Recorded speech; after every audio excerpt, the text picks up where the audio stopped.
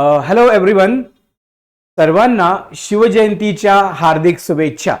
Okay, so आज आपण काय बघणार आहे, आरबीआय असिस्टंट 2026 ची कोणत्या विषयाची स्ट्रॅटेजी आणि तेही शुद्ध मराठीमध्ये, एकदम मराठीमध्ये तुम्हाला मी जे काही सांगणार आहे ते प्रॉपरली स्ट्रॅटेजी सांगणार आहे की आउट ऑफ मार्क कशी घ्यायची 30 पैकी 30.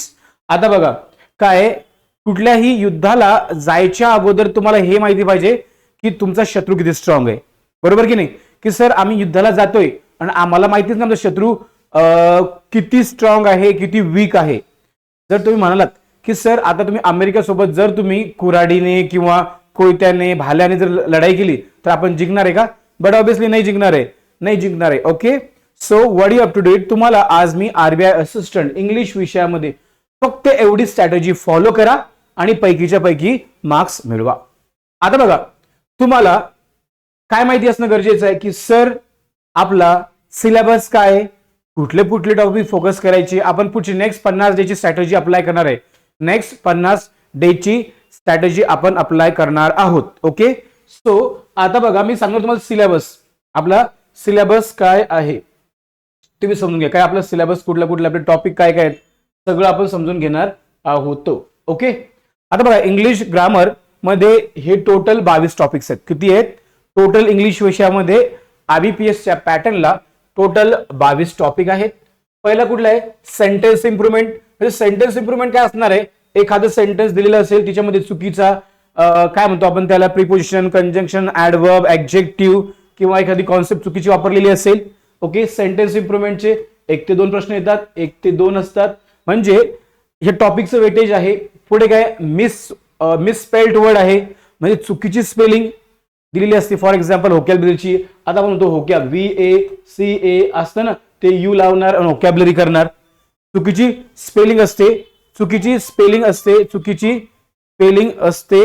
ओके, चुकीची स्पेलिंग दिलेली असते. काय त्याच्यानंतर आहे आपला पार्ट आहे व्होकॅब्युलरी. बघा व्होकॅब्युलरी म्हणजे काय, व्होकॅब्युलरी मध्ये काय काय येतं, त्याच्यामध्ये सिनोनिम्स, अँटोनिम्स येतात. म्हणजे हे 2 ते 3 मार्काला फिक्स आहे. ही आपण तयारी करून घेणार आहोत. आता उद्यापासून मी डेली लेक्चर घेणार आहे. डे 1 50 डे, बघा 50 डे पैकी डे 1 आपण स्ट्रॅटेजी घेणार आहोत की कशी तुम्ही आउट ऑफ मार्क घ्यायचे. याचे आपण PYQ किंवा MCQ किंवा असे क्वेश्चन येऊ शकतात. या अनुषंगाने आपण प्रश्नांची तयारी करून घेऊ. मग काय, याच्यामध्ये 2 ते 3 मार्काला फिक्स आहे. हे आरसी मध्ये असतात आणि तिच्यावरती ते कॉम्प्रिहेन्शन बेसिस असतात की हा शब्द त्या ओळीमध्ये किंवा त्या पॅसेज मध्ये म्हणून काय वापरलेलं आहे. कारण की अक्षरशः मिनिंग बँकिंगच्या एक्झाम मध्ये येत नाही. पुढे काय, सेंटेन्स रिअरेंजमेंट, म्हणजे तुम्हाला असे 3-4 सेंटेन्स दिलेले असतील, 3-4 सेंटेन्स शफल केले असतात, त्यांना प्रॉपरली सिक्वेन्स वाईज लावायचा असतो. पुढे काय, रीडिंग कॉम्प्रिहेन्शन, हा महत्वाचा टॉपिक आहे. बघा हा रीडिंग कॉम्प्रिहेन्शन सगळ्यात महत्वाचा टॉपिक आहे, रीडिंग कॉम्प्रिहेन्शन. पुढे काय, सेंटेन्स कनेक्टर हा टॉपिक आहे. नंतर काय, आयडेंटिफाय द करेक्ट सेंटेन्स, म्हणजे तुम्हाला एक तर करेक्टली किंवा इनकरेक्टली सेंटेन्स म्हणतील. 4-5 सेंटेन्स दिले असतील, त्याच्यापैकी एक सेंटेन्स तुम्हाला 5 असतात. आयबीपीएस ला जनरली 5 ऑप्शन असतात. किती असतात? 5 ऑप्शन्स असतात. आता बघा, मॅच द कॉलम, काय मॅच द कॉलम असणार आहे. तिच्यापैकी एक आहे वर्ड रिअरेंजमेंट आहे, म्हणजे 4 किंवा 5 वाक्य दिले असतील, एकमेकांच्या जागी शफल केले असतात किंवा चुकीचे वापरले असतात, त्यांना प्रॉपर केले लागतात. पुढे काय, वर्ड स्वाईप आहे, पेअर ऑफ वर्ड्स आहे, फ्रेझल रिप्लेसमेंट आहे, हा पण महत्वाचा पार्ट आहे. फ्रेझल पिलर्स म्हणजे काय, एका प्रकारच्या फिल इन द ब्लँक्स, पण त्या मोठ्या असतात as compare to other exam. Spotting error हा पण महत्वाचा आहे, आपण पण याची मॅरेथॉन घेऊ, हे टॉपिकचे सगळे मॅरेथॉन घेऊ. सेंटेन्स करेक्शन आहे, वर्ड रिप्लेसमेंट आहे, वर्ड युजेस आहे. ओके, आणि पॅरा जंबल, आता मध्ये जंबल सेंटेन्स किंवा पॅरा जंबल हे आहे. स्टार्टर्ड आहे, क्लोज टेस्ट आहेत, आलं का. नंतर इडियम्स, फ्रेजेस आहे, वन वर्ड सब्स्टिट्यूशन्स आहे. अशा प्रकारे आपला आरबीआय असिस्टंट इंग्लिशचा सिलेबस आहे. मग सर आता हा सिलेबस येत्या 50 दिवसामध्ये कसा डिकोड करायचा, कसा टॅकल करायचा, कुठले टॉपिक घ्यायचे, काय करायचं, काय नाही करायचं, हे मी तुम्हाला सांगणार आहे. पूर्ण घेणार आपण उद्यापासून प्रॉपरली सकाळी 10 वाजता. आता बघा स्ट्रॅटेजी आहे. जर तुम्ही बघितलं असेल, बँकिंग इंग्लिश हे 4 पार्ट मध्ये डिवाइड केलेलं आहे. किती आहे? 4 पार्ट मध्ये डिवाइड केलेलं आहे. Grammar, vocabulary, reading and skimming. Skimming म्हणजे काय, हा एक वर्ड तुम्ही बघितला असेल किंवा तुम्हाला माहिती असेल. स्किमिंग म्हणजे काय, वरच्यावर वाचणे किंवा की पॉइंट्स वाचणे, की पॉइंट्स किंवा महत्वाचे मुद्दे वाचणे, की पॉइंट्स आणि प्रॅक्टिस. आता बघा येत्या 50 दिवसामध्ये तुम्हाला कमीत कमी 25+ मार्क तुम्हाला आरामशीर मिळतील. मी तुम्हाला बॉन्ड पेपरवरती लिहून देतो. ओके. तर ग्रामर आपल्याला बेसिक म्हणजे खूप डीप मध्ये शिकायचं नाही sir. Noun, pronoun, adjective, adverb हे सर्व काय आपल्याला शिकायचं नाही. आपल्याला मेन पॉइंट शिकायचे आहेत. ओके. आता पुढे काय असणार आहे, पुढे बघा ग्रामरमध्ये कोणकोणते तुम्हाला टॉपिक कव्हर करायचे आहेत. एक करायचं आहे तुम्हाला एरर डिटेक्शन कव्हर करायचं आहे. बरोबर, एरर डिटेक्शन करायचं आहे.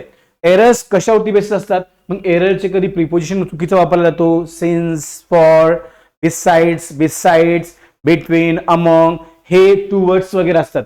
कंजंक्शन चुकीचा वापरलेला असतो. नायदर, नॉर, ईदरच्या वाक्यामध्ये हेल्पिंग वर्ब सिंग्युलर येतो.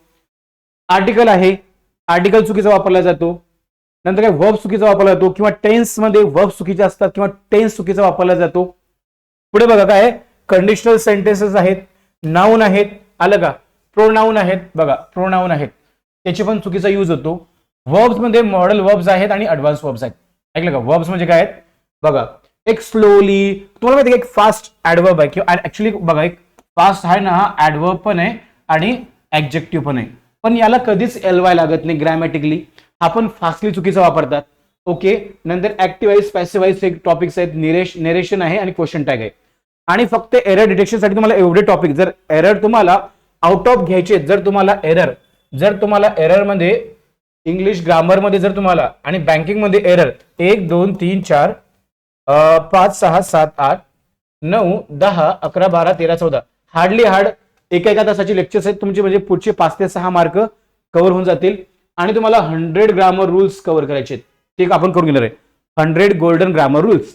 ओके. पुढे बघा काय असणार आहे, व्होकॅब्युलरी मी तुम्हाला कमीत कमी व्होकॅब्युलरी मी तुमची 1,500 ते 2,000 व्होकॅब्युलरी करून घेणार आहे. 1,500 ते 2,000 व्होकॅब्युलरी, 1,500 ते 2,000 व्होकॅब्युलरी कव्हर करून घेणार आहे. पुढे काय त्याच्यामध्ये सिनोनिम्स असतील, अँटोनिम्स असतील, एडिटोरियल्स आहेत, रूट वर्ड्स आहेत. रूट्स वर्ड्स मार्फत आपण शिकून घेऊ. पुढे काय इडियम्स, फ्रेजेस आणि फ्रेझल वर्ब याचं पण चांगलं वेटेज आहे. जर तुम्ही बघितलं असेल एक्झाम मध्ये याचं पण चांगलं वेटेज आहे. पुढे बघा जर सर ऍक्च्युली बँकिंग इंग्लिश मध्ये सगळ्यात मोठा रोल प्ले करतो रीडिंग आणि अंडरस्टँडिंग. म्हणजे जे तुम्ही वाचता ते तुम्हाला समजायला पाहिजे. काय रीडिंग आणि अंडरस्टँडिंग. रीडिंगच नाही सर मी वाचतोय मला काही समजतच नाहीये, मग त्याचा काही फायदाच नाहीये. ओके. मग न्यूजपेपर कुठले वाचायचे, न्यूजपेपरमध्ये कोणकोणते न्यूजपेपर आहे, टाइम्स ऑफ इंडिया आहे, इंडियन एक्सप्रेस आहे, द हिंदू आहे, नॉवेल्स किंवा बुक्स. अशा प्रकारे तुम्हाला सगळ्या गोष्टी प्रॉपरली कव्हर करायच्या आहेत. सो अजून एक आहे प्रॅक्टिस काय करायचं तुम्हाला, PYQ मधून करायची किंवा MCQ टाईप मध्ये. आता ऑली बोर्ड आहे, टेक्स्ट बुक आहे किंवा आपण म्हणतो अड्डा 24/7 आहे. याच्या तुम्ही जर डेली क्विजेस असतात रोज पडतात त्याही सॉल्व्ह केल्या विथ कॉन्सेप्ट तर तुम्हाला 100% फायदा होणार आहे म्हणजे आहे. ओके. येस. सो आपण उद्यापासून सकाळी 10 वाजता भेटणार आहोत 50 दिवसाची स्ट्रॅटेजी RBI साठी. Okay. So stay tune with us. Thank you everyone आणि वन्स अगेन हॅपी शिवजयंतीच्या हार्दिक शुभेच्छा. Thank you everyone.